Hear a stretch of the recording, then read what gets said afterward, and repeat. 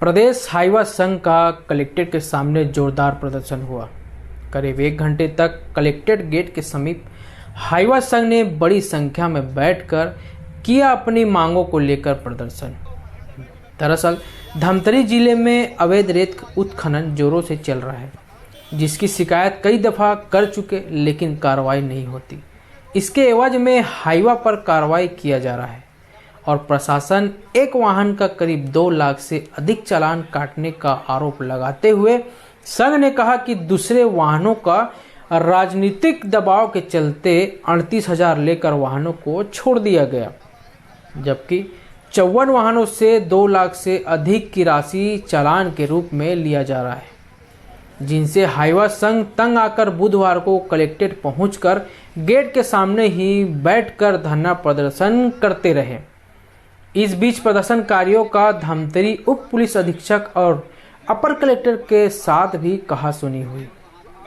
संघ के लोगों ने आरोप लगाते हुए बताया कि जब आवेदन देने गए तो कलेक्टर मैडम ने अभद्रता से पेश आकर हमारी बातों को नहीं सुना, जिनकी वजह से हाईवा संघ के लोगों को बड़ी पीड़ा हुई है, क्योंकि हम भी इस शहर के निवासी हैं और वो एक बड़े पद पर हैं।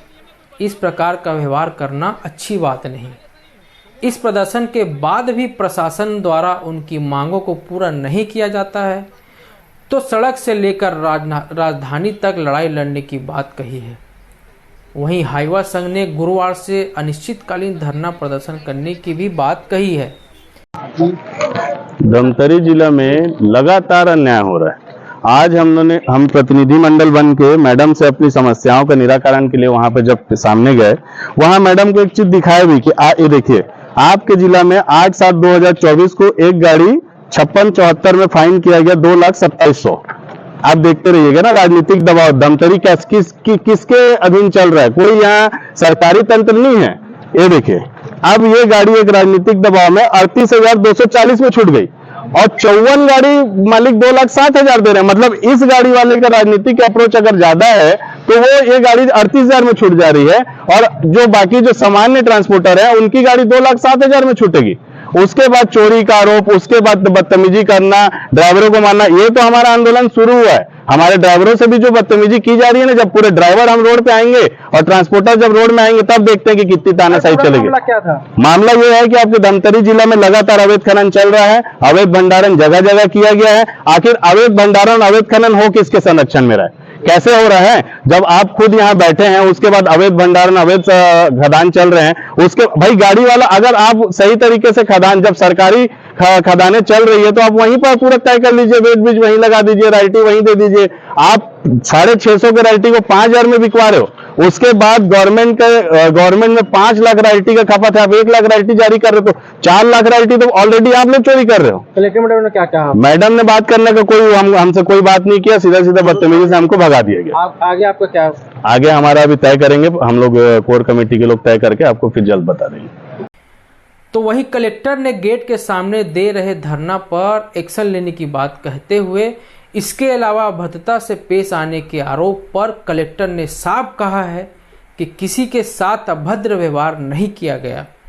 प्रदर्शनकारियों को इस प्रकार का आरोप नहीं लगाना चाहिए और जो गलत कार्य कर रहे हैं उस पर इसी तरह से कार्रवाई करने की बात कहते हुए आगे कहा कि यदि हाईवा संघ अपनी मांगों को लेकर कलेक्ट्रेट के समीप प्रदर्शन कर रहे हैं तो करने दो। मांग वो है 2 लाख रुपए का जो दंड है कम करने का।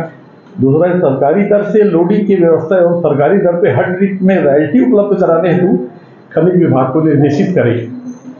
और तीसरा है वाहन चालक एवं वाहन मालक के बयान के आधार पर अवैध खदान या भंडारण वालों पर भी कठोर कार्रवाई करें आप।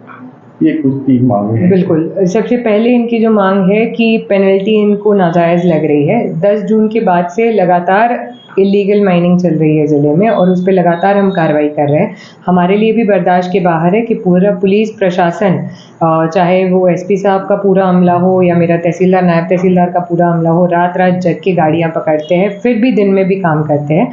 तो लगातार इलीगल काम अगर होगा तो पेनल्टी का रेट भी उसके अनुसार ऊपर जाएगा। अब रही रॉयल्टी पर्ची उपलब्ध करवाने की बात, तो जब 10 जून बारिश लग जाने के बाद से माइनिंग बंद है तो पर्ची उपलब्ध करवाने का कोई सवाल ही नहीं उठता है। थर्ड, जो इलीगल डंप की बात कर रहे हैं, ये सूचना भी दे सकते हैं और हमारे पास खुद की भी सूचना है। 28 जगह जहाँ पे इलीगल डंपिंग हो रही है उस पर भी हम कार्रवाई कर रहे हैं और उसका भी प्रकरण बना रहे हैं। तो मेरा सभी से अनुरोध है कि कृपया करके इलीगल काम करें नहीं, जिसको लेके प्रशासन परेशान हो और हमको पेनल्टी लगानी पड़े। ये संघ का कहना है कि जब तक न्याय नहीं मिलेगा वो जायज नहीं होगी। बिल्कुल, बैठे रहे जी। मैम, आपके ऊपर पर्सनल एलिगेशन लगा है कि आपने उनके साथ दुर्व्यवहार करके उनको खदेड़ कर भगा दिया, ऐसा बोलते हैं। मैं अपनी सीट पे बैठी हूँ, किसी को खदेड़ के भगाने वाली मैं कोई नहीं होती हूँ। और अगर कोई इलीगल चोरी कर रहा है, माइनिंग कर रहा है, तो उसको किसी के ऊपर आरोप लगाने से पहले खुद सोच लेना चाहिए। आपकी जो बाउंड्री है वो बड़ी लिमिटेड थी। ये नई जो जगह में बैठे हैं ये लीगल है कि इनलीगल है? एक जो खास जो दरवाजे बनाए गए हैं आंदोलनकारियों के लिए, हड़ताल के लिए, धरना वालों के लिए, तो ये करेक्ट ठीक आपके दरवाजे के बाहर बैठ गई। हम लोग चेक कर लेते क्या। ठीक है। और भी खबरों के लिए बने रहिए धमतरी न्यूज़ के साथ। नमस्कार।